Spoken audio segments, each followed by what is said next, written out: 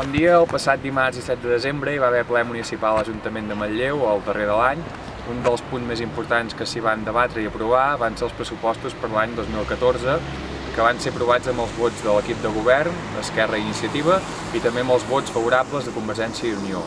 Un dels punts que des de la CUP Manlleu volem destacar respecte a aquests pressupostos és la manera com han estat elaborats. Fins al dia del ple, la informació que tenia la població al respecte era nul·la i per tant no hi ha hagut cap tipus de procés participatiu on la població, entitats, associacions de veïnes i veïns poguessin conèixer, proposar i decidir-ne cap aspecte.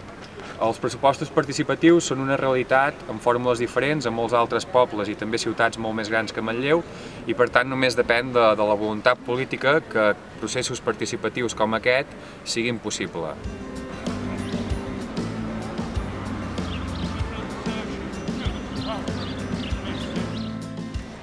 També cal destacar que aquests pressupostos estan molt condicionats pel deute que l'Ajuntament té amb els bancs i pels interessos d'aquest deute. A tall d'exemple, trobem que el proper any es destinaran 9 euros per habitant a pagar l'interès d'aquest deute, mentre que només se'n destinaran 3 euros per persona per inversió pública.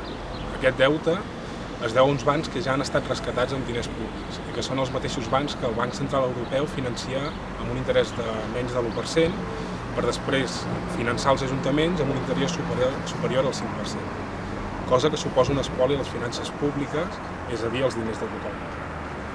Tenim exemples d'altres ajuntaments que han declarat els interessos d'aquest deute com a il·legítims, per tal de no afogar uns pressupostos que han de servir per respondre a les necessitats de tota la població.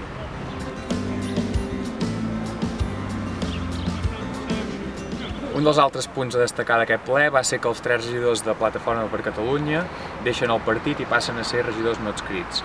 Malgrat que a partir d'ara Plataforma per Catalunya deixarà de tenir representació a l'Ajuntament, no es pot abaixar la guàrdia en cap cas, sinó que cal continuar la feina d'assenyalar i desemmascarar el racisme i el feixisme, tot desarticulant els rumors falsos que es fan circular i el discurs de l'odi, que l'únic que pretén és trencar la cohesió social entre veïnes i veïns de Manlleu.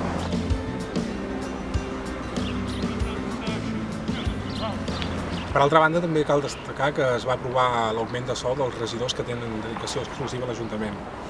Un dels regidors passarà d'una retribució anual de 34.210 amb 40 euros a 41.710 amb 40 euros, un augment del 21,9%.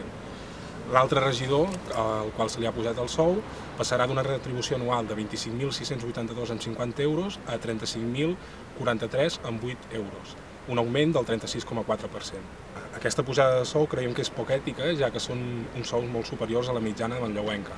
I per altra banda també cal destacar que cap grup polític va votar en contra d'aquest augment de retribució.